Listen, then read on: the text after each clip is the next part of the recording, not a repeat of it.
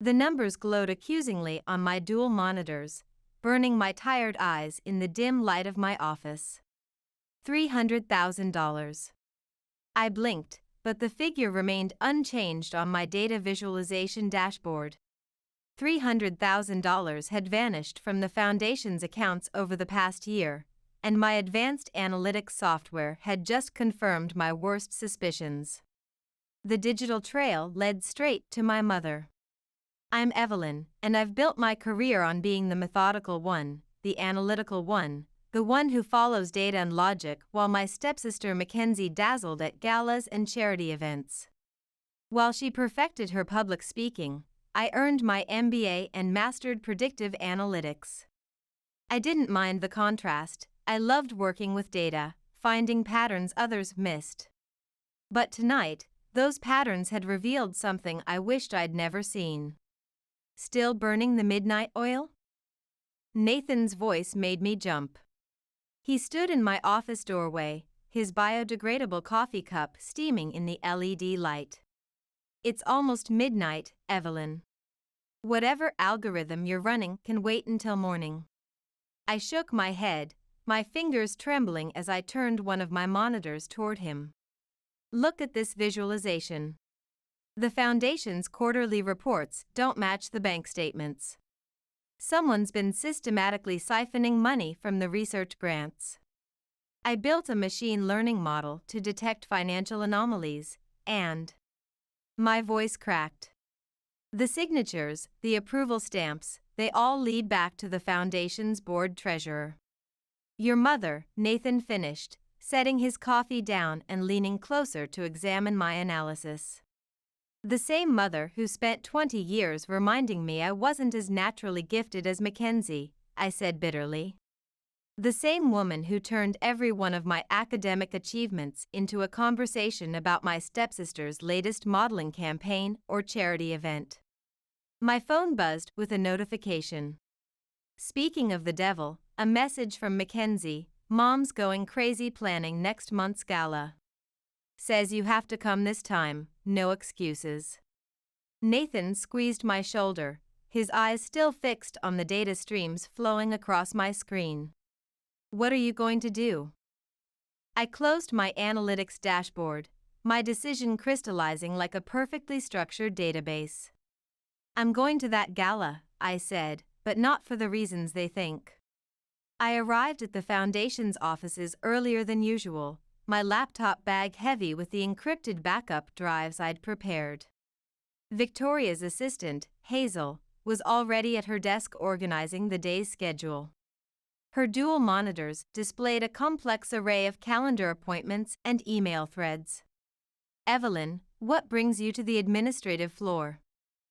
Hazel's smile was genuine. She'd always treated me with kindness, appreciating my help with her database management issues. Just needed to drop off some data analysis reports, I lied smoothly, patting my laptop bag. Is my mother in? She's meeting with Caleb, Mackenzie's fiancé. Something about the gala sponsorships and digital marketing strategy. Perfect. I slipped into my mother's empty office, my heart pounding as I connected my specialized USB drive to her computer. The encryption software I'd developed would give me remote access to her files, leaving no trace in the system logs. What exactly are we looking for in all this data? Nathan asked later that afternoon as we combed through the downloaded files in my private office. The screens around us displayed multiple data streams and analysis windows. Patterns. Transactions. Anomalies that show. I stopped, staring at a new email thread I'd decoded. Here, look at this visualization. Correspondence with Caleb's investment firm. They're using the gala's digital payment system to launder money through fake charitable donations. Nathan whistled low. Your mother and future brother-in-law are quite the team, while Mackenzie plays the perfect social media influencer, completely unaware she's being used as their digital front. The bitterness in my voice surprised even me. My phone lit up with my mother's caller ID. I answered, keeping my voice steady. Darling, I need you at the dress fitting tomorrow. Mackenzie's chosen the most stunning gown for the gala's live stream, and we simply must find you something appropriate. I could hear the implied criticism inappropriate, meaning understated, forgettable, nothing that would overshadow her golden child's Instagram presence. Of course, Mother, I replied, watching another suspicious transaction pattern emerge on my screen. I wouldn't miss it. After hanging up, I turned to Nathan, who was still analyzing the data streams. I've spent my whole life being the good daughter, the quiet one, the one who never caused trouble. But they crossed a line. This money was meant for medical research, for helping people. What's your plan? Nathan asked, pulling up the gala's digital guest list on his tablet: board members, donors, press, social media influencers. The perfect audience, don't you think? Mother always taught us that presentation is everything. Nathan's eyes widened as he realized what I was suggesting. Evelyn, this could destroy your family. I thought about the patients waiting for the research grants that never came, about the scientists whose projects were shelved because the funding mysteriously dried up. I thought about years of being made to feel less than, of watching my mother's casual corruption hiding behind Mackenzie's perfect social media presence.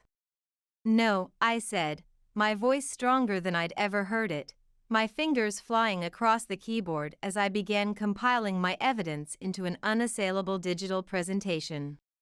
This will free my family. They just don't know it yet.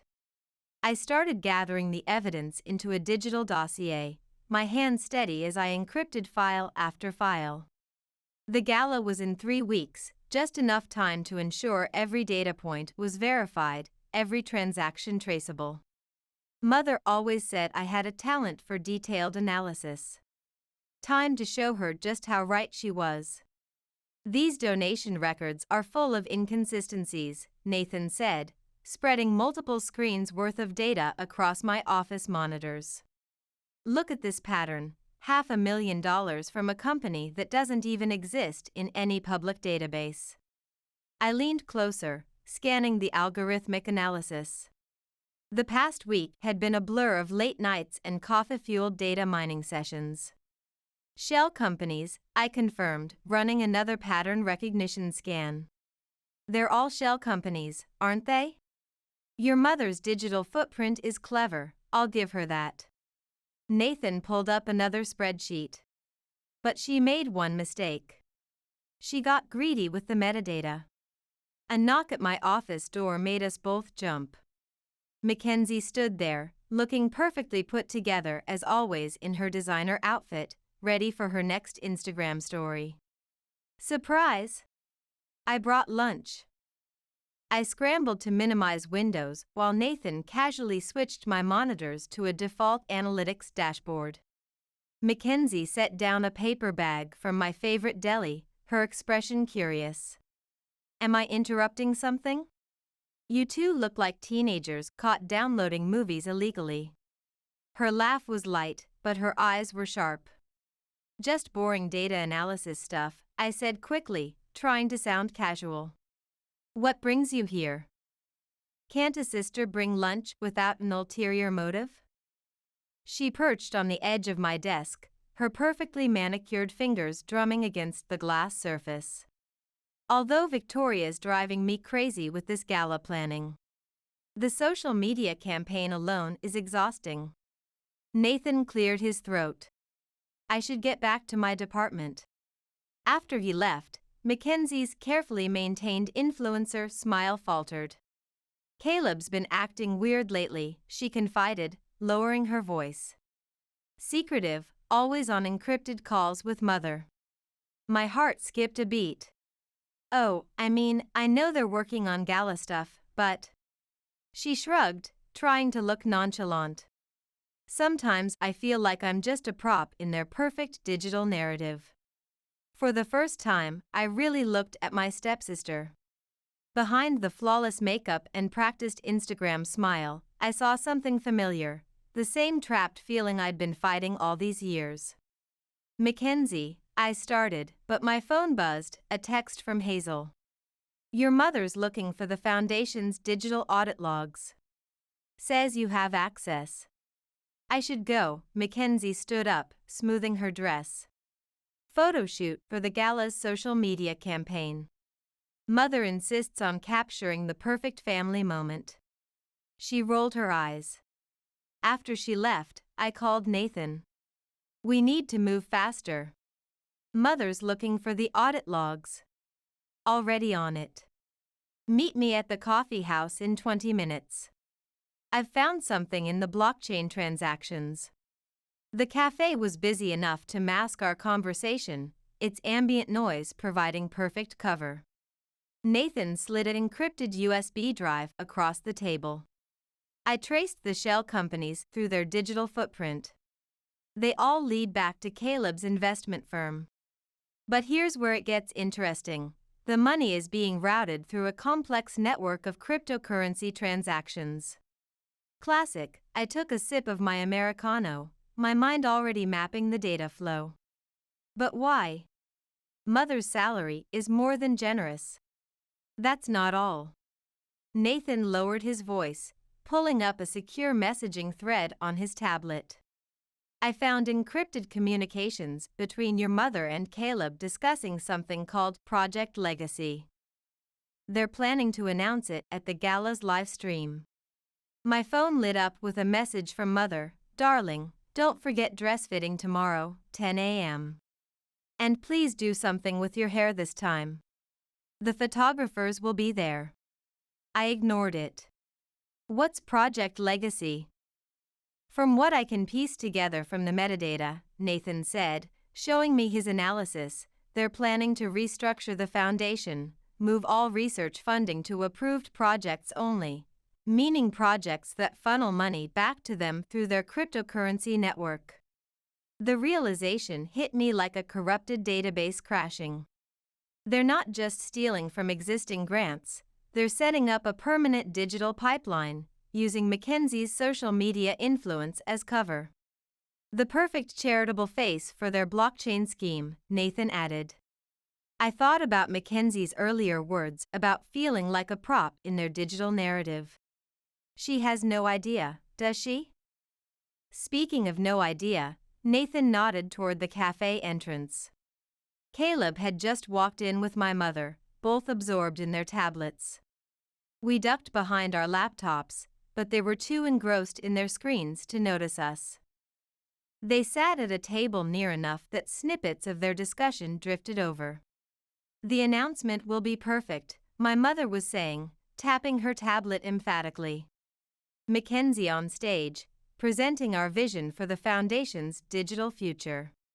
And the old guard won't know what hit them. Caleb replied with a smirk, his fingers flying over his phone's keyboard. I felt sick to my stomach. They were going to use Mackenzie to announce their own corrupt scheme, making her an unwitting accomplice in their digital fraud. Back in my office, I pulled up the gala preparations folder on my encrypted drive. Mother had already scripted everything, the speeches, the photo ops, even the exact moment Mackenzie would announce Project Legacy to their live stream audience. We can't let this happen, I told Nathan over our secure chat that evening. They're not just stealing money anymore, they're trying to legitimize their corruption through blockchain technology. What's our next move? I stared at the gala's digital invitation on my screen, featuring Mackenzie's perfectly filtered smile. We need to talk to Hazel. She handles all the Foundation's digital correspondence. She must have access to something we've missed. That's risky, Nathan warned through our encrypted video call. She's your mother's right hand in all their digital operations. True, I picked up my tablet, studying the invitation's QR code.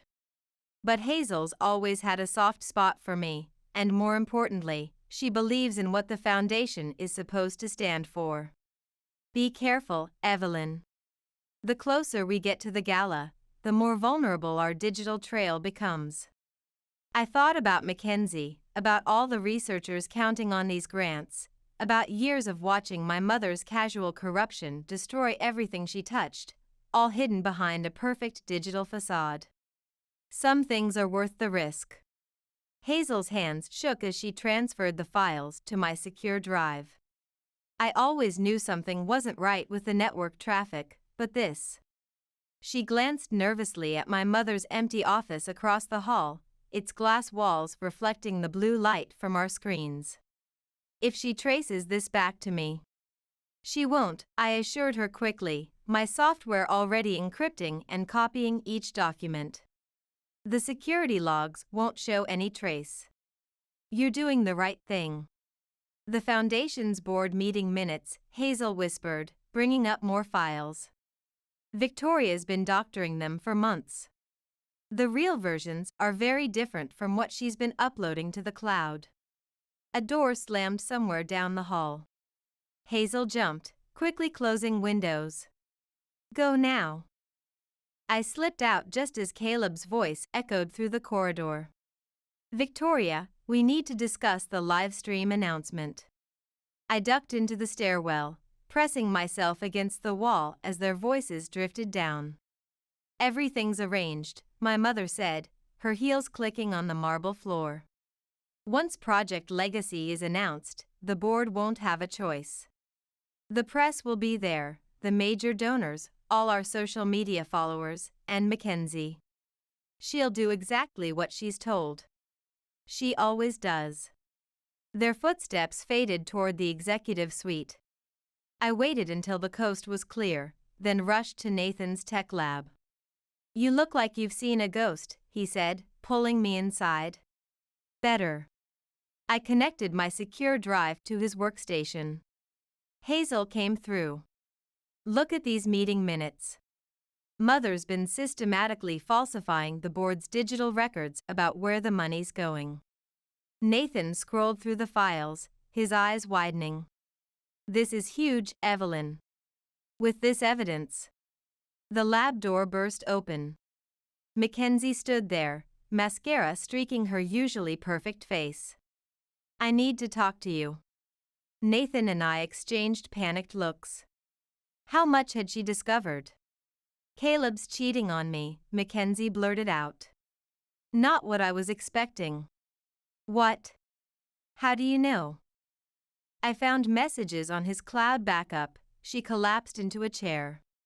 But it's worse than that. He's been having encrypted video calls with Mother almost every day, planning something big, something about the Foundation. Nathan caught my eye. He nodded slightly. Mackenzie, I said carefully, what do you know about Project Legacy? Her perfectly plucked eyebrows drew together. The new digital initiative? Mother says I'm announcing it at the gala live stream. Some kind of blockchain integration to make the Foundation more efficient. She paused. Why? Because it's all fake. The words tumbled out before I could stop them. The whole thing is a front for digital money laundering. Mother and Caleb have been stealing from research grants, and they're planning to use your social media influence to make it all look legitimate. Mackenzie stared at me, then laughed shakily. That's ridiculous. Mother would never. I mean, she's always been obsessed with our online presence, but... Look. I pulled up the evidence on my secure workstation. These are the real numbers, the shell companies, the cryptocurrency transactions. As Mackenzie read, her face transformed from disbelief to horror to anger. All those times they were planning the gala's social media strategy together. Nathan said gently, they were actually planning this. They're going to have you announce it during the live stream, make you the face of their scheme.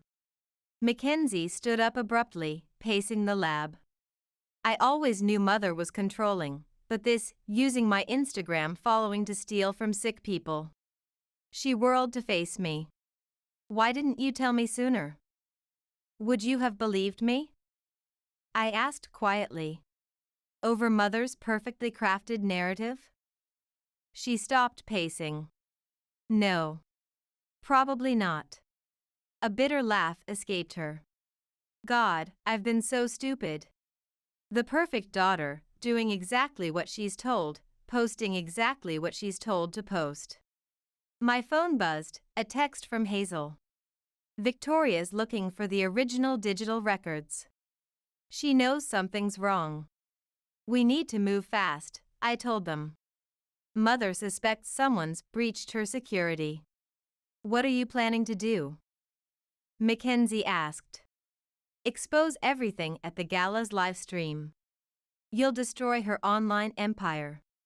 She destroyed herself. I hesitated, but I can't do it alone. I need your help. Mackenzie was quiet for a long moment, twisting her engagement ring around her finger.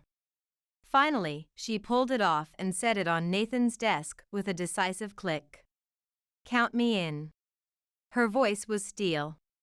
Nobody uses my social media presence as a prop in their corruption scheme. Not even Mother. Nathan cleared his throat. Not to interrupt this touching sister moment, but we have another problem. Look at this email chain I just decrypted. We crowded around his workstation. Mother had sent instructions to the Foundation's IT department to perform a complete system wipe, scheduled for the day before the gala. She's scrubbing her digital footprint, I said, my analyst's mind already calculating countermeasures. Then we better make sure we have everything backed up before she does. Mackenzie pulled out her phone. I know Mother's passwords, all of them. She made me memorize them in case we ever needed emergency access to the Foundation's social media accounts. For the first time since this began, I felt real hope. Together, we might actually pull this off. The gala's in 2 weeks, Nathan reminded us. Mackenzie's smile was fierce. Perfect. Just enough time to plan our own little viral moment. Smile, darling. You look like you're at a funeral. Mother adjusted my dress for the 10th time as the boutique seamstress pinned the hem. The gala's live stream is a celebration, not a wake. If she only knew. I forced a smile, catching Mackenzie's eye in the mirror. My stepsister was perched on a velvet settee, pretending to scroll through Instagram while actually recording every word through her phone's hidden audio app. The press will be there, Mother continued, fussing with my hair, the governor, key donors, top influencers. Everything must be perfect for our social media coverage. She turned to Mackenzie. Darling, have you memorized your speech for the Project Legacy announcement? Every word, Mother. Mackenzie's voice was honey-sweet. Though I was thinking of adding my own personal touch to the live stream. Mother's smile tightened. Stick to the script, dear.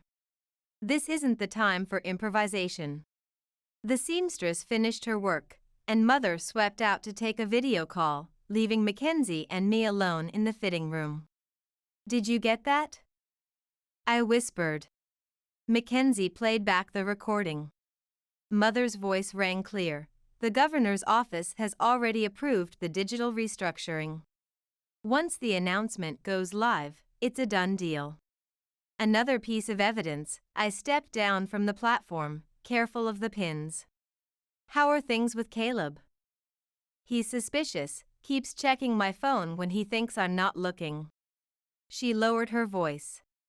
Last night, I found him trying to access my cloud backup. Did he find anything? Please, she rolled her eyes. I learned from the best. Mother taught me everything about keeping digital secrets. Her smile turned bitter. Ironic, isn't it? The boutique door chimed its digital welcome tone. Nathan walked in, pretending to be lost. Sir, this is a private fitting, the saleswoman began. Oh, Nathan. Mackenzie called out. Right on time to help with our social media content.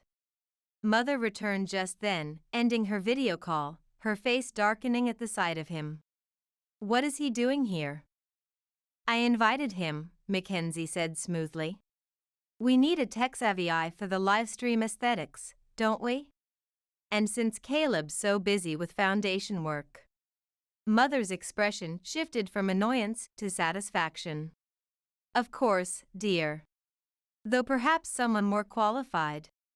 Actually, Nathan interrupted, I came to discuss the latest data analytics reports with Evelyn. Time-sensitive matters.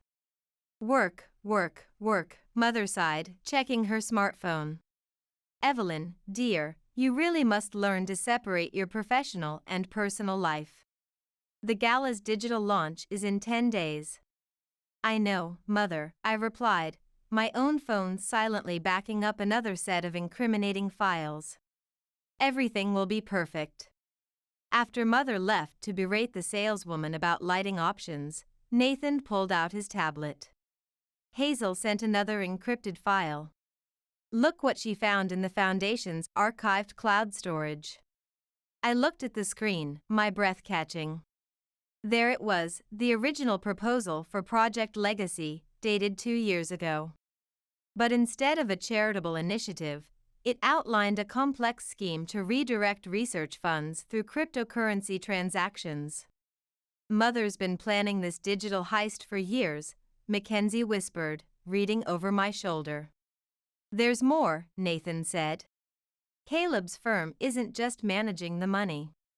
They're creating fake AI-generated research projects to justify the funding transfers. The boutique door chimed again. Caleb walked in. Hide the screens, I hissed. Mackenzie immediately draped herself on Caleb's arm, playing the adoring fiancé. Darling, what a surprise. We were just discussing the gala's social media strategy, weren't we? Caleb's eyes flickered between our hastily darkened devices. He nodded toward Nathan. Digital marketing emergency, Nathan said dryly. Apparently, I have an eye for viral content. Mackenzie took Caleb aside, but their voices carried clearly in the boutique's perfect acoustics. Your mother's worried, Caleb said, his voice tight. Says you've been accessing unusual areas of the network. I'm just trying to understand my role better, Mackenzie replied, her influencer smile firmly in place. For the announcement. Stick to the script, the same words Mother had used. There's too much at stake. After they left, Nathan turned to me. They're getting nervous about their digital security. Good. I checked my phone, a new message from Hazel. Your mother just called an emergency board meeting for tomorrow. Something about cybersecurity concerns. She's moving faster than our analytics predicted, Nathan said. We need to be ready. I looked at my reflection in my darkened monitor screen, the perfect daughter in the perfect dress for the perfect digital gala. Mother had spent years crafting this image, using both Mackenzie and me as pieces in her elaborate online game. Evelyn, Nathan touched my arm, his screen still displaying lines of encrypted data. Are you sure about this?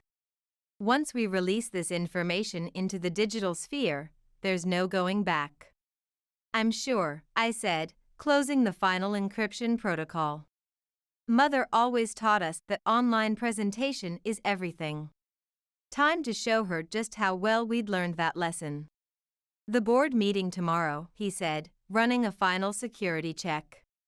If she's implementing the system purge I think she is, we need our countermeasures in place. I picked up my phone to text Mackenzie through our secure messaging app.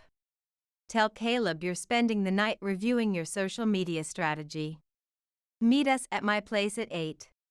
The response came immediately, I'll bring wine. We're going to need it. The pieces of our digital puzzle were in place. Now we just had to survive the next 10 days. The board meeting was a disaster, Hazel whispered through our encrypted video call. I had her on my secure tablet as Mackenzie, Nathan, and I huddled around my home office desk. Victoria's convinced there's been a security breach. She's ordered a complete system lockdown. Can you still access the network? I asked, watching Nathan run his decryption algorithms on my spare monitors. No, but... Hazel lowered her voice further, glancing over her shoulder. I made backups. Everything. I'll upload them to your secure cloud storage. After ending the call, Mackenzie poured more wine into our glasses. Mother video called me 3 times today. She wants me to move the Project Legacy announcement to the beginning of the live stream instead of after dinner. She's rushing it. Trying to get ahead of any potential data leaks, Nathan said, still typing. She knows someone's accessing her files. My phone lit up with a notification. Caleb was calling. I showed the screen to Mackenzie. Don't answer, she warned. He's been monitoring my online activity. Yesterday he tried to access my cloud storage while I was sleeping. We need to move faster. I pulled up our encrypted evidence folder. Hazel's digital backups would be the final piece. Once we had those, a knock at my door made us all freeze. Through my apartment's smart doorbell camera, I saw Mother standing there, perfectly coiffed despite the late hour. Places, everyone, I whispered. Nathan grabbed his laptop and slipped into my home office while Mackenzie quickly hid our evidence drives under my couch cushions. I opened the door. Mother. It's almost midnight. Can't a mother check on her daughters? She swept in, her sharp eyes taking in the wine glasses and Mackenzie's presence, then scanning my array of monitors. A little late for a social call, isn't it? Wedding live stream planning? Mackenzie said smoothly, I needed sister time. The social media pressure is getting to me. Mother's smile didn't reach her eyes. How sweet. Though I hope these sisterly bonding sessions aren't distracting you from your announcement preparation. Actually, I interjected, minimizing windows on my screens. I've been helping her practice. Want to hear it? Mother's laugh was like breaking glass. Darling, no offense, but public speaking has never been your strong suit. Remember your high school graduation? That awkward valedictorian speech that barely got any views? Mackenzie stood up. Mother, stop it. Evelyn's been incredibly helpful with the technical aspects. Has she? Mother's gaze swept the room, lingering on my hastily darkened monitors. And what else has your sister been helping with? The temperature seemed to drop 10 degrees. Before anyone could respond, a notification sound came from my home office, Nathan's signal that he'd finished wiping his browser history. Mother's eyes narrowed. Do you have company? Just me, Nathan emerged, the picture of casual innocence. Late-night database consultation. You know how it is with analytics deadlines. Indeed, Mother's voice could have frozen the internet. Evelyn, darling, a word in private. She led me to the kitchen, her manicured nails digging into my arm. Whatever digital trail you think you're following, stop it now. I don't know what you mean. Don't play dumb. It doesn't suit your data analyst persona. She leaned closer, her voice dropping to a whisper. You've always been the clever one, haven't you? Hidden behind your screens, watching, analyzing. But this time you're out of your depth in the digital world. Am I? The foundation is my life's work. I won't let anyone's cyber investigation destroy that. Not even yours. Her smile turned predatory. Did you really think I wouldn't notice? The server access logs, the encrypted files. My heart stopped. Mother. I'm moving the announcement to tomorrow night, she released my arm. A private preview event. Just key stakeholders and family. No public live stream, no social media, no digital footprints. That's not the plan. Mackenzie protested from the doorway. Plans change, darling. Be ready at 7. Mother headed for the door, then paused. Oh, and Evelyn, I've suspended your department's network access pending a security review. Of course, we can't be too careful with our digital assets. After she left, we all stared at each other in shocked silence. She knows, Nathan said, emerging from the home office. She's cutting off our access. Not yet. I pulled out my phone, opening our secure messaging app. Hazel, change of plans. We need those files tonight. The security protocols. I don't care anymore. Mackenzie was already grabbing her coat. I'll create a distraction at the foundation, say I need to practice in the event space. I'll handle the back-end systems, Nathan added. If she's locked down the main servers, there might still be a backdoor through the backup drives. My phone buzzed with a text from Caleb. Whatever digital trace you're following, drop it. Some things are bigger than family. He's right, I said, showing them the message. This is bigger than family. That's exactly why we have to expose their digital fraud. The Foundation's preview event buzzed with nervous energy. Board members mingled with investors, their smartphones and tablets glowing like fireflies in the dimmed lighting. Mother held court near the podium, resplendent in midnight blue, while Caleb hovered nearby, constantly checking his security alerts. Stop fidgeting with your tablet, Mother hissed as I passed. And for heaven's sake, fix your hair. The photographers will be here soon. I touched the encrypted drive hidden in my clutch, remembering last night's frantic data extraction. The files were devastating. Mother had no idea we'd managed to breach her security just hours before her system purge. 5 minutes until the announcement, Caleb announced, his voice carrying across the room. Everyone, please take your seats and silence your devices. Mackenzie appeared at my elbow, looking stunning in emerald green. Ready, she whispered. Hazel's in position, mirroring everything to our secure cloud storage.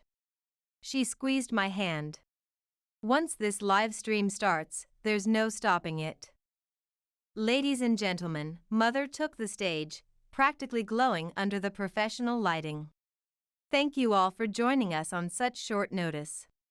Tonight marks a new chapter in our Foundation's digital future. I slipped away toward the AV control room while she spoke, my heart thundering. Nathan was already there, pretending to adjust streaming settings. All cameras are live, he whispered. Every board member just received an anonymous email link. They're all watching our private stream on their devices. And the backup's running, even if they cut the main feed, everything's being recorded to our offsite servers. Mother's voice filled the room through the speakers. And now, I'm thrilled to introduce my daughter, Mackenzie, who will share our vision for Project Legacy. Applause erupted as Mackenzie took the stage. She looked perfectly poised, exactly as Mother had trained her to be. But I saw her hands trembling as she gripped the podium. Thank you, Mother. Mackenzie's voice was clear and strong. Before I begin, I'd like to share something personal about our digital transformation. Mother's smile flickered. This wasn't in her scripted social media plan. All my life, I've been the face of this Foundation's digital presence, Mackenzie continued, her voice steady despite Mother's warning glare. The perfect daughter, the charitable influencer, the cover story. But tonight, I'm choosing to be something else, honest. Caleb started moving toward the stage. I nodded to Nathan, who activated our prepared presentation. The screens behind Mackenzie lit up with financial records, email chains, cryptocurrency transactions. Project Legacy isn't about charity, Mackenzie continued as gasps filled the room. It's about digital fraud, corruption, stealing from the sick and desperate to line private cryptocurrency wallets. That's enough. Mother's voice cracked like a whip. Security. Cut the stream. I stepped onto the stage beside my sister. The evidence has already been uploaded to the FBI's servers, I announced. And Hazel is broadcasting this live to every major news outlet. The room erupted in chaos. Board members jumped to their feet, phones recording everything. Caleb tried to reach the AV control room, but Nathan had locked down the systems. "You ungrateful little," Mother lunged for the podium, but Mackenzie stood her ground. $300,000 from the Cancer Research Fund, Mackenzie read from the screen, $500,000 from pediatric studies, all laundered through Caleb's investment firm into offshore crypto accounts. "You have no idea what you're doing," Mother snarled. "The people we answer to will all be investigated," I finished. "Every shell company, every fake grant, every donor who helped you steal from sick children through your digital fraud scheme." Caleb finally reached the stage. "Victoria, we need to shut this down now." But Mother wasn't finished. She grabbed the microphone. "Everything I did was for this foundation, for our family's digital legacy." "No." Mackenzie's voice cut through the chaos. "It was for you, always for you, using my social media influence as your perfect distraction while you rob the people we promised to help." Security guards appeared at the doors, but they weren't Mother's usual team. Hazel had called in the real police. "Victoria Winters." An officer approached the stage. "We need you to come with us." The look Mother gave me could have crashed 1,000 servers. "I gave you everything, both of you. This is how you repay me?" "You gave us lessons in manipulation and digital deception," I said. "Consider this our final system upgrade." As they led Mother and Caleb away, the board members crowded around us, their devices still recording, questions flying from all directions. Through it all, Mackenzie held my hand, both of us standing tall under the glare of camera flashes and screen lights. "Miss Winters." A reporter had somehow gotten past security. "What happens to the Foundation's digital presence now?" I looked at Mackenzie, who nodded. "We start over," I said, transparently, honestly, the way it always should have been. "And Project Legacy," someone called out. "Will be exactly what it claims to be," Mackenzie answered, her voice strong. "A fresh start, a true legacy of helping others, not exploiting them." As the chaos continued around us, Nathan appeared at my side, his laptop showing confirmation of our secure backups. "You did it." "We did it," I corrected, watching Mother's perfect digital empire crumble. "All of us." The police station buzzed with activity as Mother sat across from us, her designer outfit wrinkled from hours in holding. Her makeup had smeared, but her eyes remained sharp as encrypted data. "You've made your point," she said coldly. "Now delete the evidence." Mackenzie laughed, a harsh, bitter sound. "Delete the evidence?" "The FBI has already seized the Foundation's servers." Caleb's trading information for a lighter sentence. "It's over, Mother. Your digital house of cards has fallen." Mother leaned forward. "Do you have any idea how many networks you've disrupted? The connections you've severed? The donors. The donors are cooperating with the investigation," I cut in. "Turns out nobody wants their IP address connected to a charity fraud scandal." The detective entered, placing a thick file of printed evidence on the table. "Mrs. Winters, we found additional cryptocurrency wallets in the Cayman Islands. Care to explain?" Mother's lawyer touched her arm. "My client exercises her right to remain silent." "That's a first," Mackenzie muttered, closing her social media apps.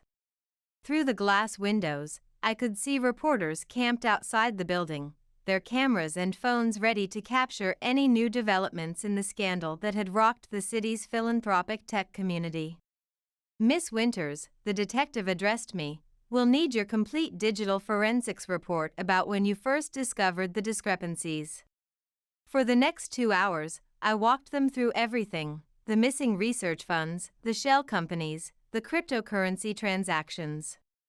Mackenzie added her own testimony about Caleb's involvement and the planned announcement. "Your mother's looking at serious federal cybercrime charges," the detective said finally. "Both of them are." The amount of money involved, the sophisticated nature of the scheme, were talking significant time. Nathan was waiting outside the interview room. "The board's called an emergency meeting. They want you both there now." Mackenzie checked her phone. It's almost midnight. Damage control doesn't sleep, especially not in the digital age. The Foundation's offices were eerily quiet as we rode the elevator to the boardroom. Hazel met us at the door, her tablet clutched to her chest, her eyes red from crying. "They've been in there for hours," she whispered, trying to salvage what's left of our digital infrastructure. Inside, the board members looked shell-shocked, their devices displaying real-time news coverage of the scandal. The chairman, an elderly man who'd known our father, spoke first. "Ladies, please sit down." He shuffled some papers, actual papers, as if he'd lost faith in digital records. "We've spent the evening assessing the situation. The Foundation's online reputation is salvageable," I interrupted, pulling up my data analytics dashboard. "If we act fast and with complete transparency." "The media is calling it the legacy virus," another board member said. "Our online donors are fleeing." Mackenzie straightened in her chair. "Then let me talk to them. I've been the face of this foundation's social media for years. Let me tell them the truth, that we discovered the corruption and chose to expose it ourselves." "It's not that simple," one board member protested, scrolling through news alerts on his tablet. "Actually, it is."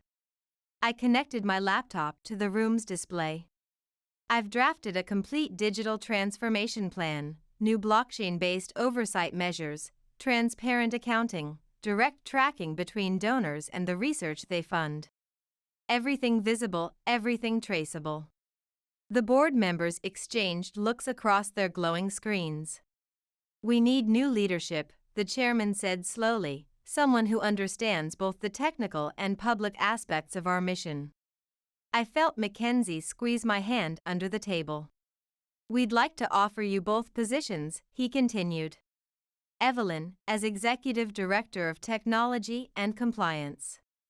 Mackenzie, as Director of Public Relations and Digital Strategy. Together." "Together?" Mackenzie asked, her phone forgotten in her hand.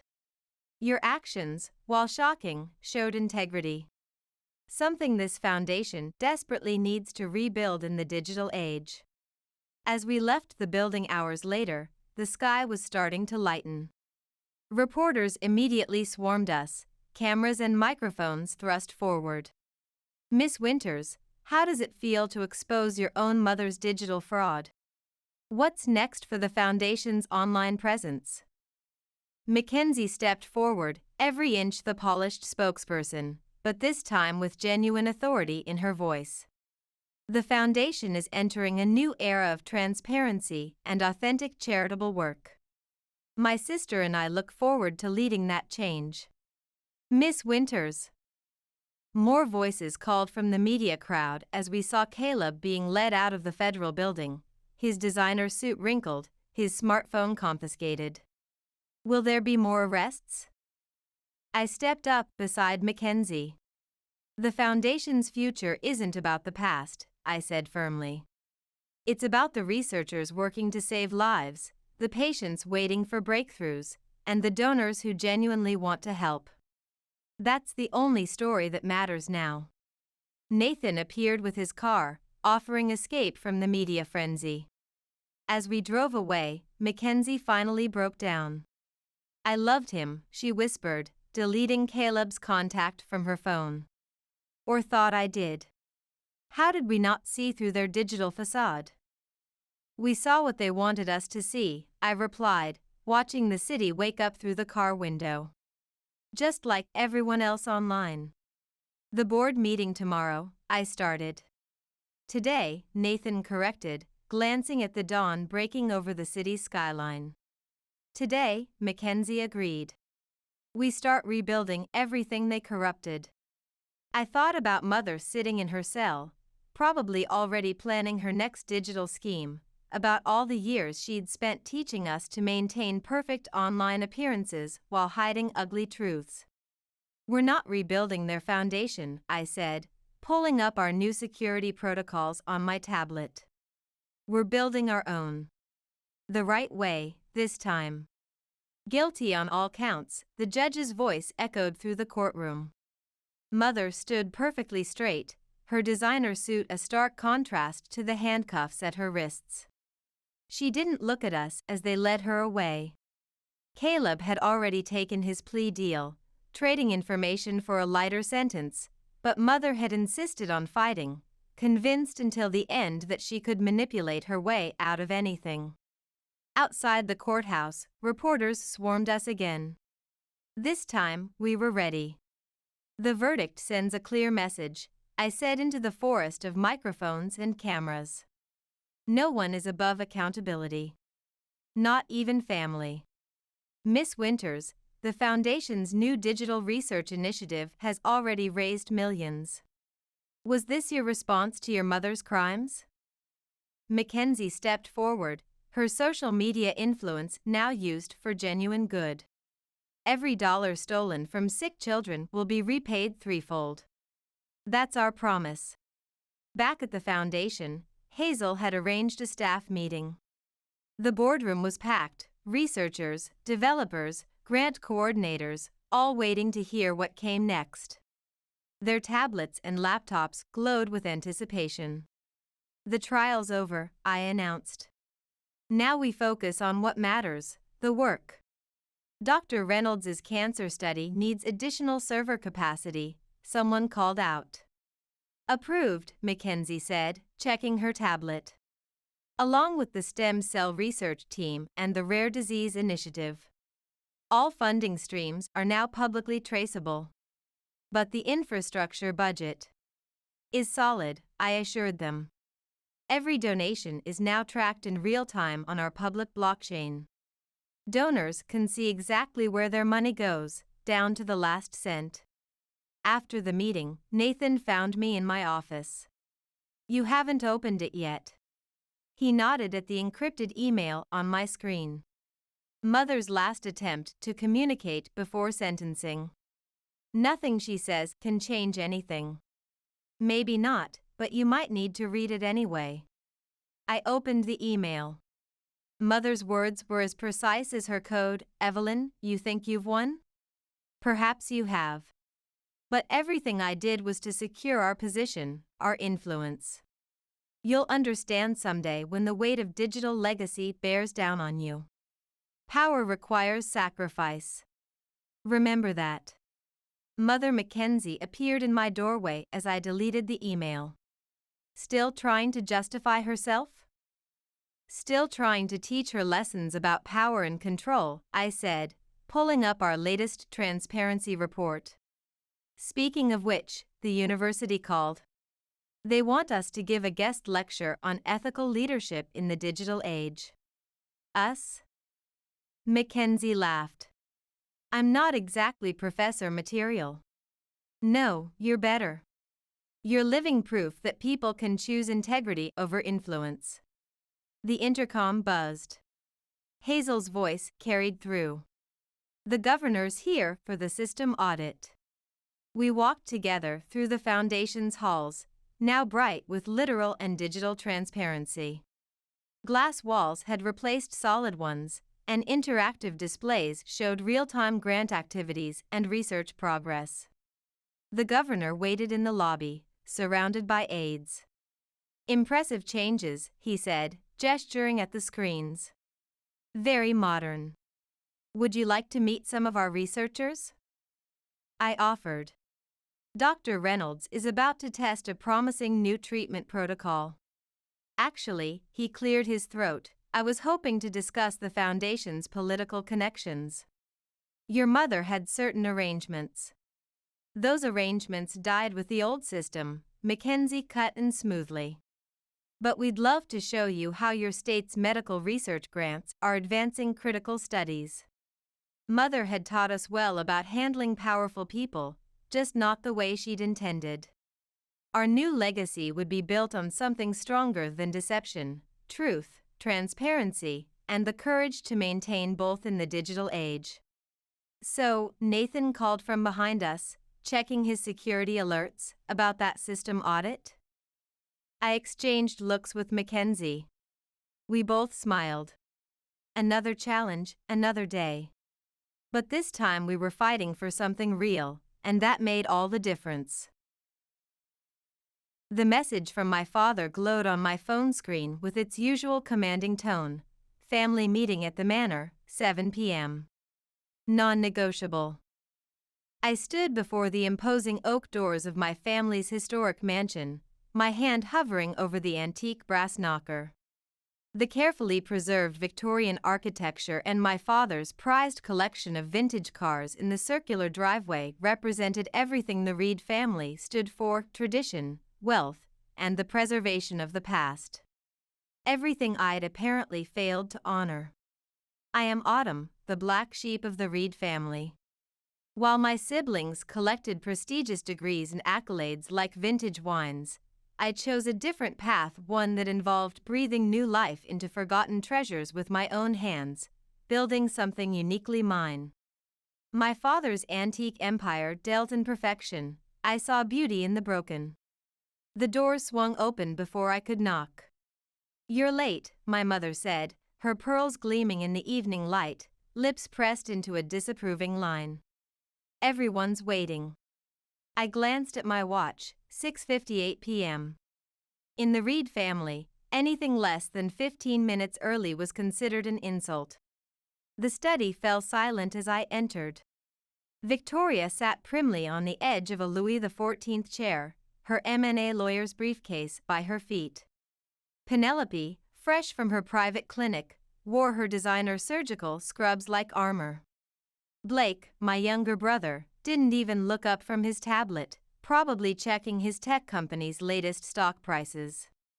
My father stood by the floor-to-ceiling display cases housing his most precious antiques, hands clasped behind his back like a museum curator preparing to dismiss a forgery.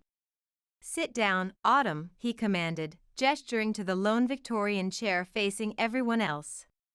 The setup reminded me of an auction house, with me as the item up for assessment. "What's this about?" I asked, remaining standing, my eyes drawn to the half-restored Tiffany lamp in the corner, one I'd begged to repair months ago. Victoria reached into her leather briefcase and pulled out a document, the paper so crisp it practically crackled in the silence. "We've been discussing the family's legacy," she said in her boardroom voice, "and we've come to a necessary decision. For the preservation of the Reed name," my mother added, perching beside Penelope on the antique settee, her fingers nervously adjusting her heritage diamond necklace. The document made its way into my hands, the legal jargon dense but certain phrases cutting through like sharp edges of broken glass: formal dissolution of familial ties, relinquishment of inheritance rights, termination of family trust association. "You're disowning me?" The words echoed against the wood-paneled walls, bouncing off display cases filled with pristine antiques my father had collected over decades. "It's not personal." Blake finally looked up from his tablet, his tech executive polish unable to hide his discomfort. "It's about preserving value." "Value?" I laughed, the sound harsh against the refined atmosphere. "I'm your daughter, your sister. How is this not personal?" "Your choices reflect poorly on the Reed legacy," my father said, gesturing to the surrounding antiquities. "Your little restoration hobby, my business," I corrected, my voice steady despite the trembling in my chest. The irony wasn't lost on me. Surrounded by these preserved pieces of history, they were about to break apart their own family. "Fixing broken chairs in your warehouse isn't a business," Penelope scoffed, her surgeon's hands elegant even in dismissal. It's embarrassing. Do you know what my colleagues at the clinic say when they ask what my sister does? We've given you every opportunity, my mother continued, her voice echoing off the crystal displays. The finest schools, connections to the most prestigious auction houses, access to the best collections, and you've thrown it all away to play with damaged goods. I looked down at the document again, my hand steady despite the earthquake in my chest. Years of subtle jabs about my peculiar interest in restoration, disappointed sighs when I'd choose a broken antique over a pristine one, and backhanded compliments about my creative hobby had prepared me for this moment. They'd never understood that sometimes the most valuable things were the ones that needed fixing. Where do I sign? My mother blinked, her carefully preserved facade cracking slightly. Autumn, if you'd just reconsider your approach to preservation, where do I sign? Victoria pointed to the bottom of the page with her Mont Blanc pen. Initial here and sign here. The family attorney is waiting in the library. 10 minutes later, it was done. I was no longer officially part of the Reed family. The weight of their expectations, their obsession with perfection, their dismissal of anything broken or flawed, all of it lifted from my shoulders. I hope you understand, my father said as I headed for the door, his reflection multiplied in the glass cases of his precious collection. This is for the preservation of our legacy. I turned back one last time, taking in their faces, the people who were supposed to love me unconditionally. You know what's ironic? You're so worried about preserving the family name, about maintaining perfect appearances, but you have no idea what I've actually built. You never bothered to look past the surface. Autumn, my mother started. No, I cut her off, my hand on the doorknob. You've made your choice. Now you get to live with it. Just like all these perfect pieces you've collected, beautiful on the surface, but ultimately empty inside. The door closed behind me with a soft click, too gentle for the magnitude of what had just happened. My phone buzzed, a notification from my restoration studio's business account. Another commission had come in, this time from a prestigious museum, pushing my monthly revenue well into six figures again. I smiled as I walked to my restored vintage Mustang, thinking about the stack of antiques waiting for my touch, the upcoming collaboration with the Smithsonian, and the feature article being written about my innovative approach to historical preservation. They wanted to cut me off? Fine. They'd learn soon enough what they'd thrown away. Success, after all, is the sweetest form of restoration. As I drove away from the mansion I'd grown up in, I didn't feel sadness or anger. Instead, I felt something else entirely: freedom. The freedom to see beauty in imperfection, to believe that everything broken deserved a chance at renewal. Family, I realized, wasn't about preserving appearances, it was about who sees the value in what others discard. And I had people in my life who did exactly that. They just weren't the ones I was leaving behind. You did what? Maya nearly dropped her artisanal coffee across my workbench.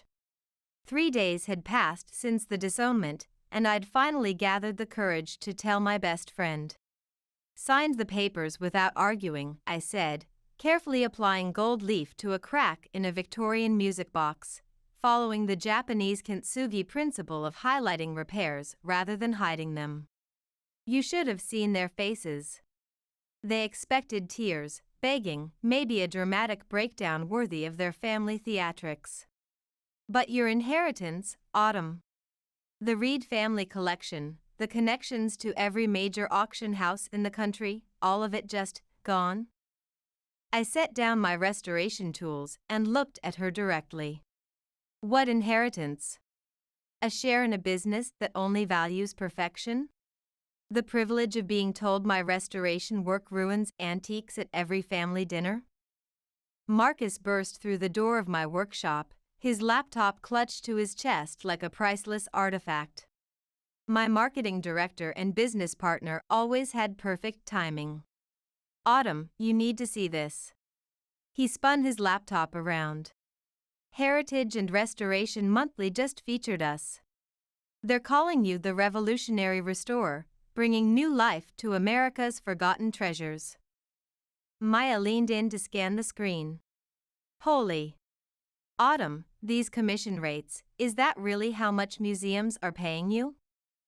That's just last month, Marcus grinned. Wait until they see our new conservation technique. The Sustainable Restoration Initiative alone is going to, my phone buzzed, another commission request, then another, and another. What's happening? I asked, setting down the delicate gold leaf brush.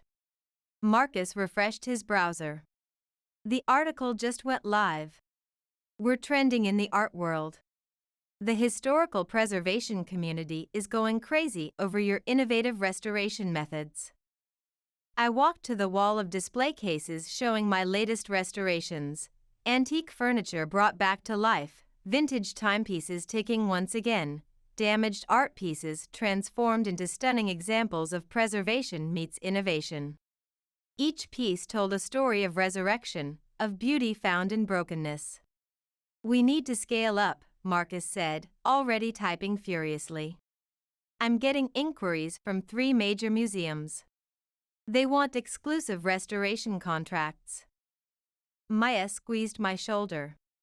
And your family has no idea. They never bothered to look, I said, picking up a piece I'd finished that morning, a Victorian music box restored with gold-filled cracks, celebrating rather than hiding its history of damage. Too busy protecting their perfect collection to notice their daughter built a 6-figure restoration business from scratch. 7 figures, actually, Marcus corrected, still typing. After these museum contracts go through. My phone rang. Unknown number. Hello? Is this Autumn Reed? A woman's crisp voice asked. This is Catherine Williams from Antiques and Heritage Quarterly. We're doing a feature on innovators revolutionizing historical preservation. Your name keeps coming up in conservation circles. I caught Marcus's eye. He gave me a thumbs up. I'd love to hear more, I said, keeping my voice steady despite my racing heart. We're particularly interested in your philosophy of highlighting rather than hiding repairs, your innovative conservation techniques, and your rapid rise in the field. Would you be open to an interview? Cover story potential? I thought about my father's face when he saw me on the cover of the magazine he'd subscribed to for 30 years. Absolutely. When were you thinking? After setting up the interview, I turned to find both Maya and Marcus staring at me. What? Antiques and Heritage Quarterly? Marcus whispered. Do you know how huge this is? Their features literally define careers in the preservation world. Maya hugged me tight. This is it, Autumn. This is your moment to show them what true preservation means. I pulled away and picked up my tools again. No. This is my moment to show that sometimes the most valuable restorations aren't about maintaining perfection, they're about honoring the journey of broken things. I gestured to my workbench, where dozens of damaged pieces waited for my touch. I've got restorations to complete. The next few weeks passed in a blur. I hired 3 apprentices to help with the growing workload. Marcus expanded our online presence and negotiated deals with museums. Maya helped me prepare for the magazine interview, asking questions about my restoration philosophy while I worked on increasingly complex pieces. Tell me again about your inspiration, Maya said one evening, playing reporter while I delicately reconstructed a damaged Fabergé egg. I held up the piece, its newly restored surface catching the light. I see stories in broken things, in the pieces others discard. Every crack, every imperfection tells a history. It's not about erasing that history, but about honoring it while giving it new life. That's it, she said softly. That's what makes your work special. You're not just restoring objects, you're preserving their stories of survival. My phone buzzed with a text from Marcus. The Metropolitan Museum wants to meet tomorrow. Their entire Victorian collection. Be ready. I looked around my workshop, once an abandoned warehouse, now a thriving restoration studio. Damaged treasures lined the walls, half-restored pieces waited on workbenches, the air rich with the scent of wood polish and possibility. You know what the best part is?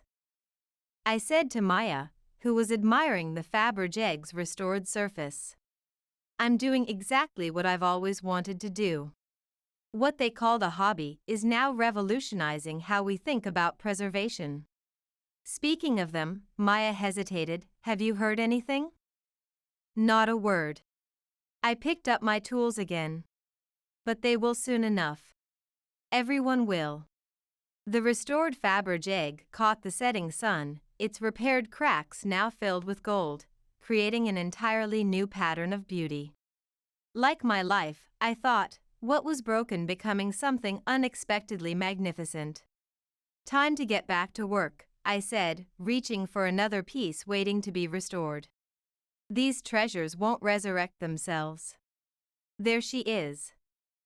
Catherine from Antiques and Heritage Quarterly rushed toward me, her heels clicking against my studio's restored hardwood floors. Our cover star. She thrust the magazine into my hands. My face stared back at me, surrounded by my most intricate restorations. The headline read, "The Art of Resurrection: How Autumn Reed is Revolutionizing Historical Preservation." The response has been extraordinary. Catherine gushed. The conservation community is buzzing.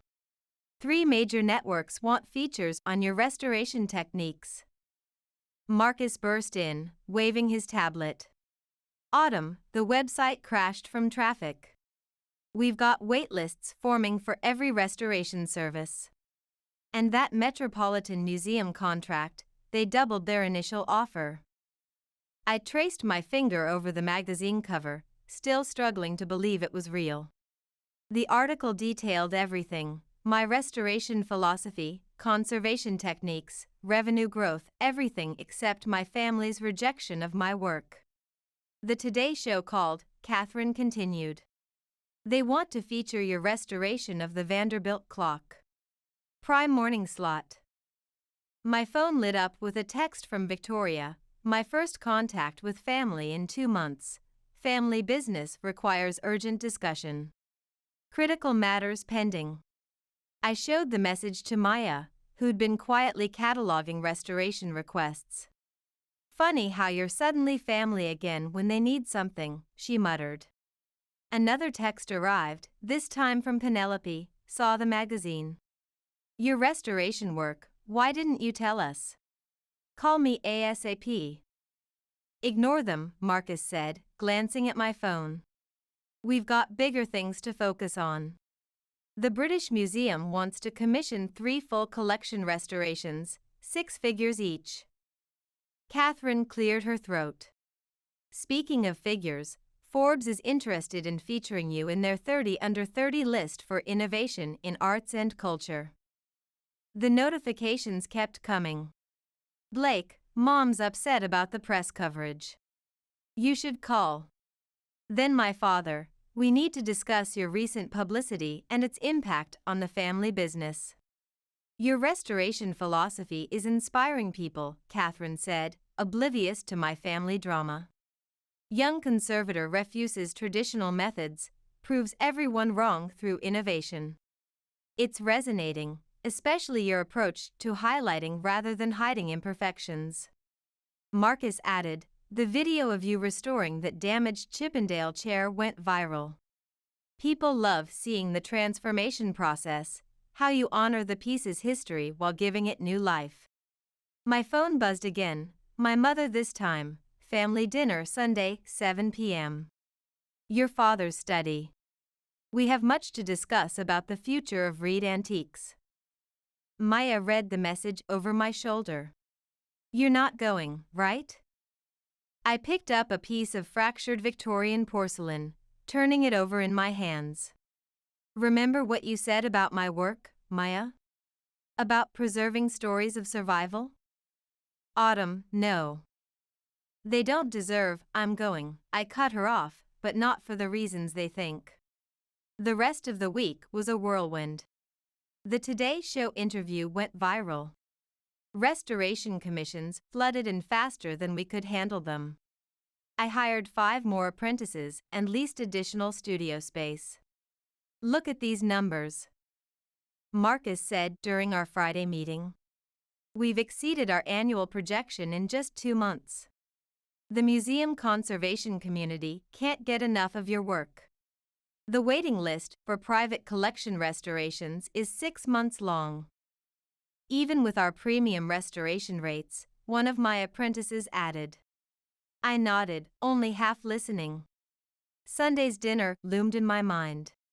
Then my phone lit up with an email that changed everything. Holy!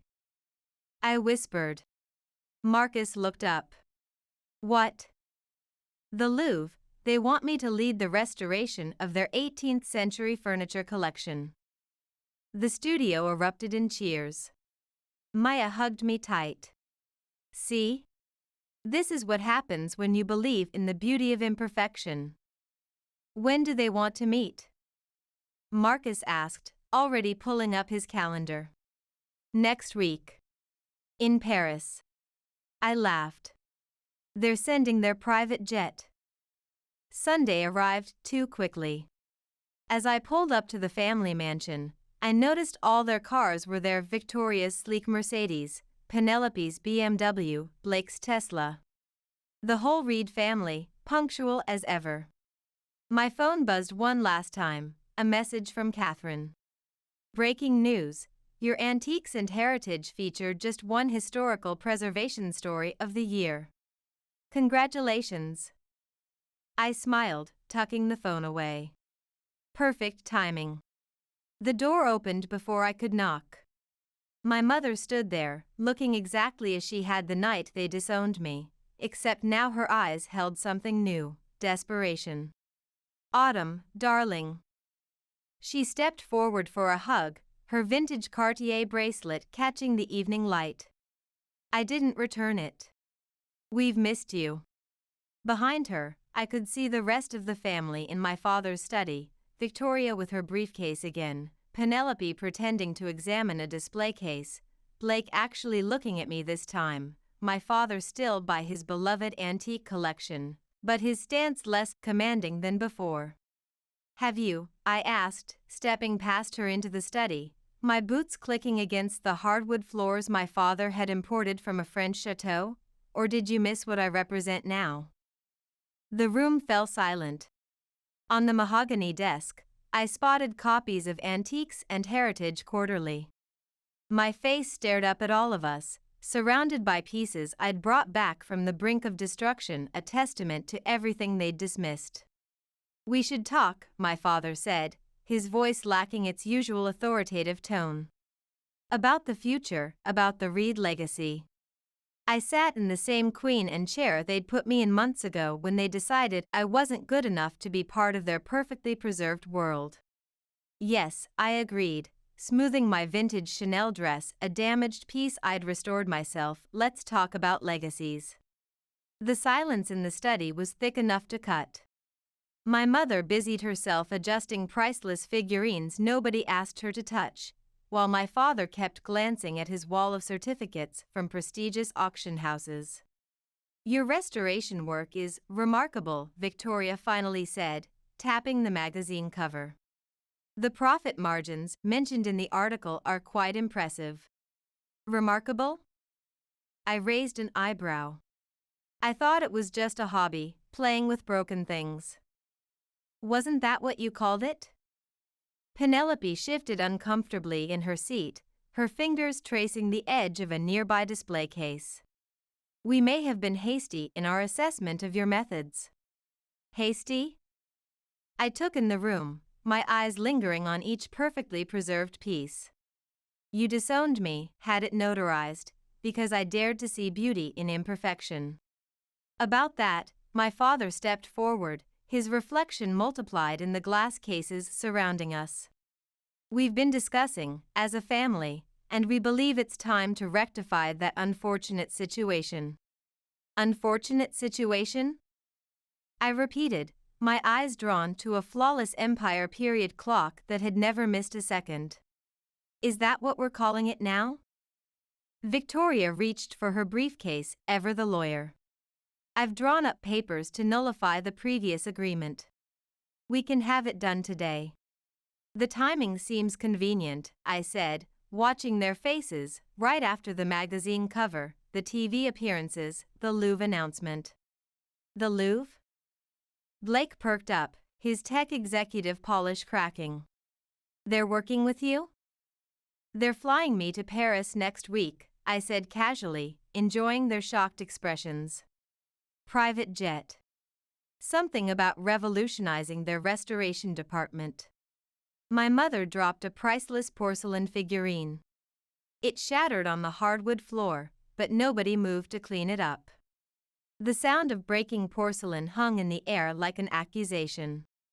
Autumn, my father's voice took on the tone he used for major auction acquisitions. There's something else we need to discuss. The antique business is struggling. I finished for him. I know. The market's shifting. Younger collectors want pieces with character, with visible history. They're not interested in perfectly preserved emptiness anymore. Your restoration-free approach is becoming obsolete. The color drained from his face. How did you? I have good advisors now. They keep me informed about market transformations and emerging opportunities.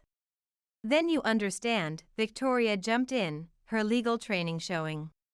The family business needs to evolve. Your innovative restoration approach, your media presence, your connection with younger collectors, it could be exactly what Reed Antiques needs. I laughed, the sound echoing off the display cases. So that's what this is about. You don't want me back, you want my success to save your outdated business model. That's not fair. Penelope protested. We're family. Are we?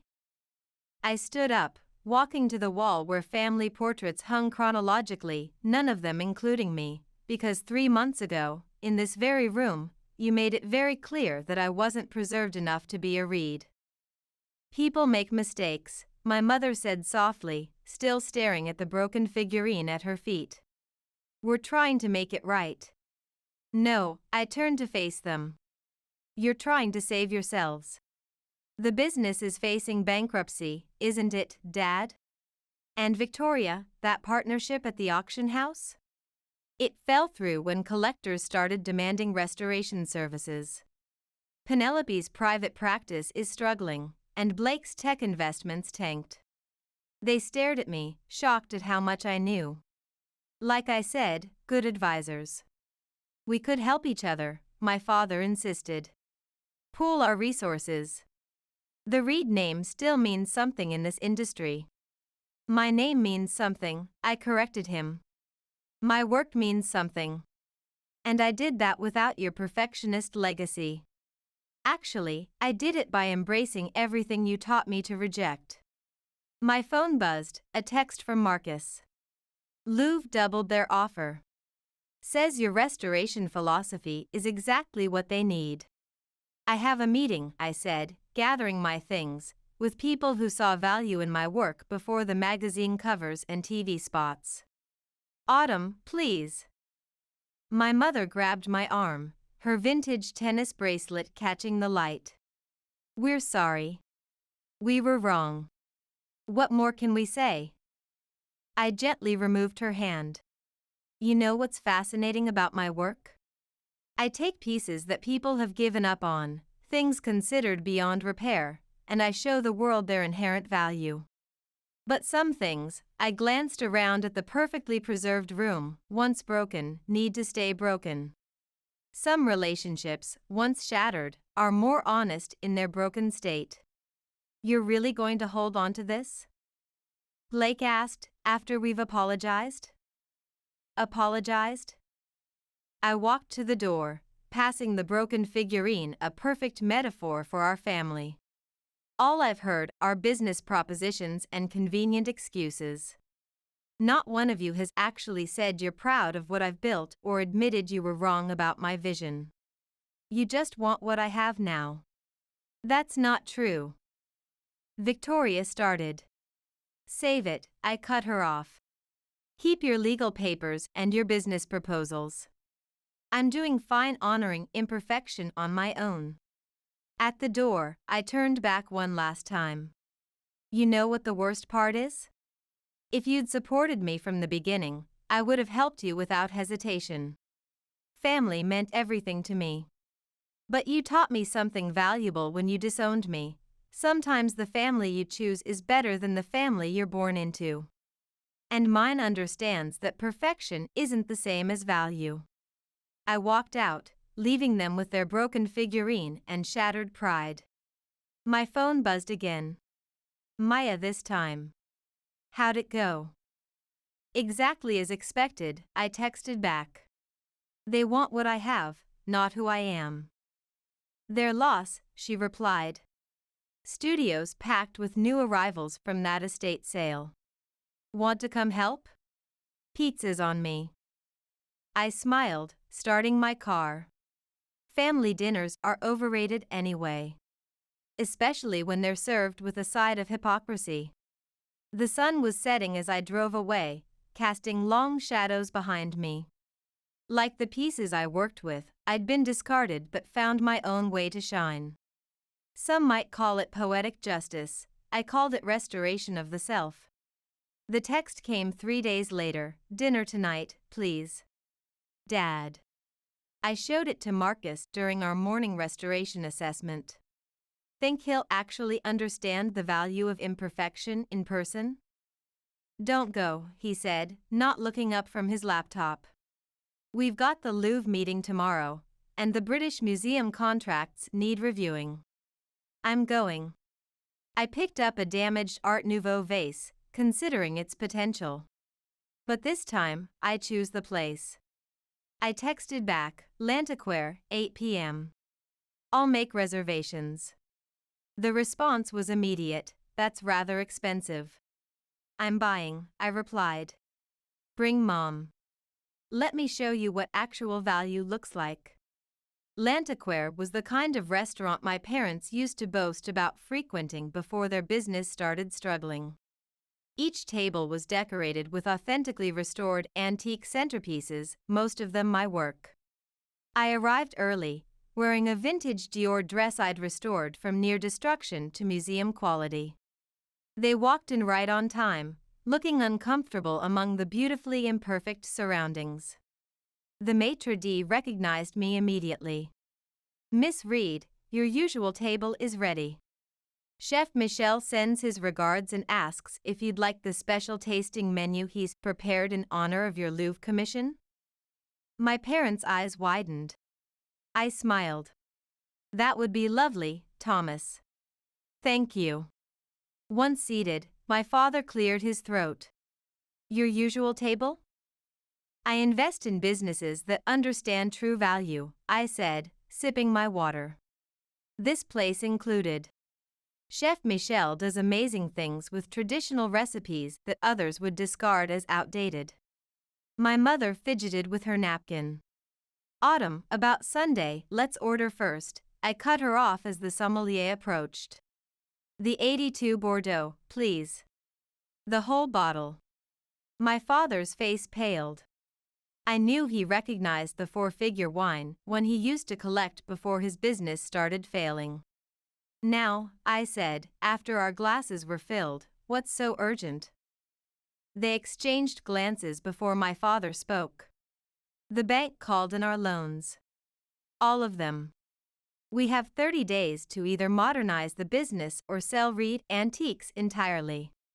And, my mother jumped in, we've explored every option.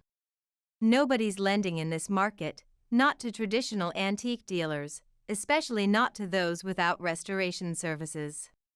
Which is where I come in, I added, watching the wine swirl in my glass like the twists of fate that had brought us here. The first course arrived, each dish served on restored antique plates that I recognized I'd done the work myself.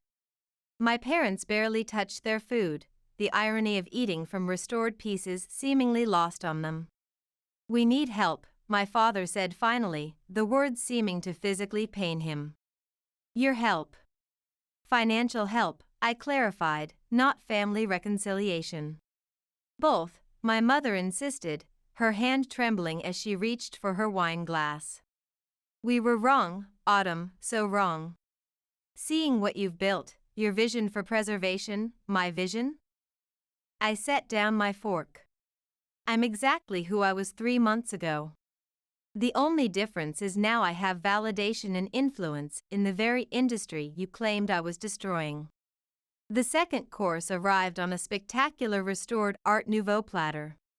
My father still hadn't touched his first course. "We're not just asking for money," he said. "We want to merge the businesses. Your restoration philosophy, your innovative approach, it could revolutionize Reed Antiques. Modern preservation techniques, sustainable restoration practices, and save the family legacy." I finished his thought. "That's what this is really about, isn't it? Legacy?" My mother reached for my hand across the antique table. I let her take it, watching her face. "We're losing everything, Autumn. The shop, the collection, our reputation." Like I lost my family, I withdrew my hand. The main course arrived, perfectly presented on restored Victorian silverware. The chef stopped by personally to check on us. "Everything is exquisite, Michel," I assured him. "The restoration work on these serving pieces sets off your presentation beautifully." After he left, my father leaned forward. "How much?" "Excuse me?" "To save Reed Antiques, how much do you want?" I laughed, the sound drawing glances from nearby tables. "You still don't get it. This isn't about money. It never was. It's about understanding that value isn't measured by perfection." "Then what do you want?" he demanded, frustration breaking through his carefully maintained facade. "I wanted you to love me for who I am," I said quietly. "I wanted you to be proud of me before the magazine covers and TV spots. I wanted a family who saw value in my vision without a profit margin attached to it." The dessert arrived, an artistic creation served on a restored Belle Époque dessert service, its repaired cracks highlighted in gold. My mother started crying silently. "We can change," she whispered. "We can learn to see things differently." I signaled for the check. "Maybe you can. But here's the thing, I don't need you to anymore. I don't need your approval, your connections, or your name. I built something beautiful by believing in exactly what you rejected." The bill came. I handed over my black card without looking at the total. "So that's it?" my father asked. "You'll let Reed Antiques die? Let us lose everything we've preserved?" I stood up, smoothing my restored vintage dress. "You taught me an important lesson when you disowned me. In business, as in restoration, you have to know which pieces are worth saving. It's not personal." "Autumn, please," my mother started. "I have an early flight to Paris tomorrow," I cut her off. "The Louvre's sending a car at 6. Their entire 18th century collection awaits. Enjoy the rest of your dinner. It's already paid for." I walked out of L'Antiquaire, leaving them with their untouched food and the weight of their choices. My phone buzzed. Maya, asking how it went. "They finally learned about value," I texted back. "Too bad they still don't understand worth." The night air was cool on my face as I headed home. Tomorrow I'd be discussing restoration philosophy with the world's premier museum. Tonight, I'd left my parents with a bill they never saw coming, the true cost of valuing perfection over authenticity. They offered what? Maya nearly fell off her chair in my Paris hotel suite. "Full acquisition of Reed Antiques?" I repeated, still staring at the contract my father's lawyers had emailed, offering to sell me the entire family business. They want me to preserve the Reed legacy, their words, not mine. Holy! Marcus whispered, pacing the room. That's not including the Louvre contract or the British Museum Commission. My phone buzzed. Victoria again, Dad's meeting with bankruptcy lawyers tomorrow. Please consider our offer. I ignored it, focusing on the Paris skyline outside my window. The Louvre's private car would arrive in an hour for the final contract signing. Your family's blowing up my phone too, Maya said. Your sister Penelope came by the studio yesterday. What did she want? To explain their side. Said they're about to lose the family collection. Blake's moving back in with them since his tech investments failed. Another text from my mother, please come home. We need to discuss the future of Reed Antiques. As a family. Marcus stopped pacing. You know what's ironic? If they hadn't disowned you, your restoration business wouldn't have grown this fast. You channeled all that rejection into revolutionizing the entire field.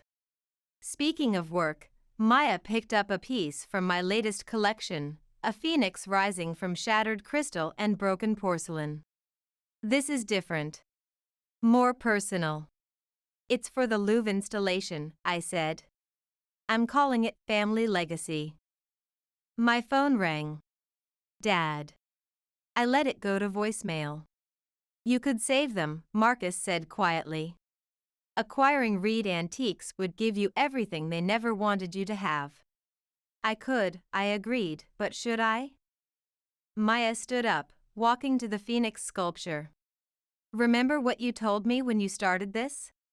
About seeing worth in damaged things? Maybe this isn't so different. She turned the piece, watching light play through the restored crystal. Sometimes the most meaningful restorations aren't about erasing damage, but about incorporating it into something new. My phone buzzed again, a text from Blake. They're selling Dad's first acquisition tomorrow, the Georgian writing desk. They made their choice, I said, but my voice wavered. That writing desk was where I'd first learned to appreciate antiques, sitting on my father's lap as he explained its history. Marcus sat down, pulling up something on his laptop. Look at this. I've been analyzing the numbers. You could acquire Reed Antiques for a fraction of its former value right now. Transform it into a modern restoration house. Your innovative techniques plus their traditional client base, it could work. Maya added, but only if you want to. Some things are worth restoring, others. A knock at the door interrupted us. A courier with a thick envelope. Inside was a letter from my father, handwritten on his personal stationery paper from that Georgian desk. Autumn, I've written this letter 100 times in my head. Nothing sounds right. Nothing can excuse what we did. You were always the visionary among us, seeing beauty where we saw only flaws. We were too blind, too obsessed with perfection to see it. I'm not asking for money or a business merger. I'm asking for a chance to be the father I should have been, to understand the value you've always seen. We're losing everything, but that's not why I'm writing. We lost what mattered most the day we signed those papers. We lost you. I'm proud of you, not because of your success, but because you never lost your vision, even when we tried to break it. Love, Dad. The paper trembled in my hands. Autumn, Maya asked softly. He said he's proud of me, I whispered, for the first time in my life. Marcus closed his laptop. The Louvre contract doesn't need to be signed today. We could postpone. My phone buzzed one final time, a text from Penelope, Mom's in the hospital. Anxiety attack. She keeps asking for you, talking about that writing desk where you used to sit together. I looked at the phoenix sculpture, its broken pieces forming something new, something stronger than its original form. Call the car, I said. We're making a stop before the Louvre. Where? Maya asked, though her smile suggested she already knew. The bank.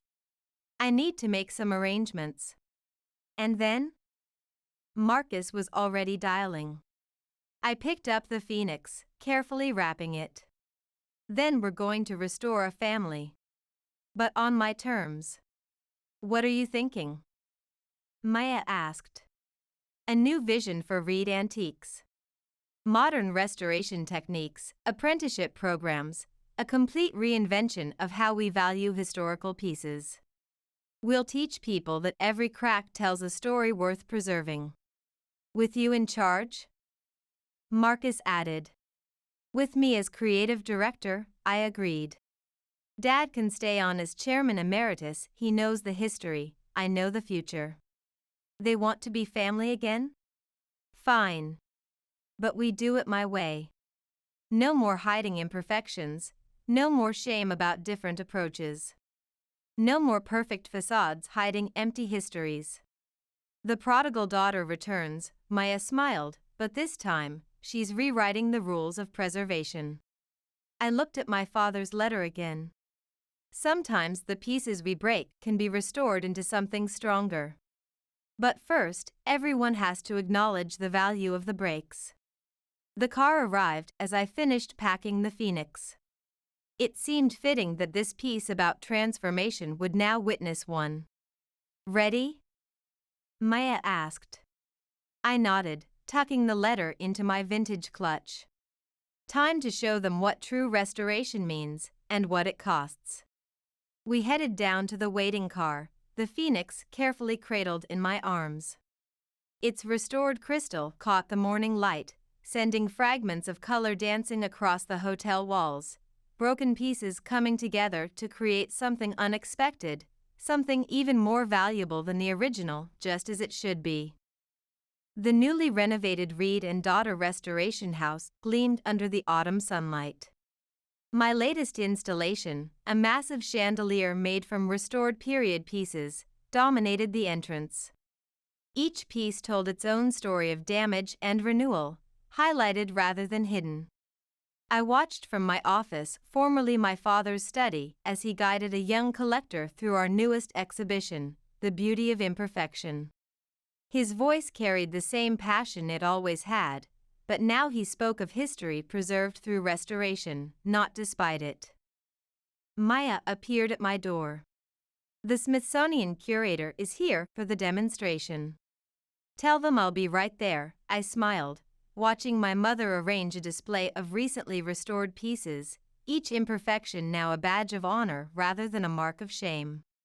Sometimes, I thought, the most valuable restorations aren't about returning something to its original state, but about creating something better from the broken pieces. My family had learned that lesson. And so had I. The Phoenix sculpture sat on my desk, a constant reminder that sometimes we have to break something completely to build it back stronger. Its golden repairs caught the light, throwing patterns across the walls of what was once my father's sanctuary of perfection, now transformed into a celebration of beautiful imperfection. Just like us.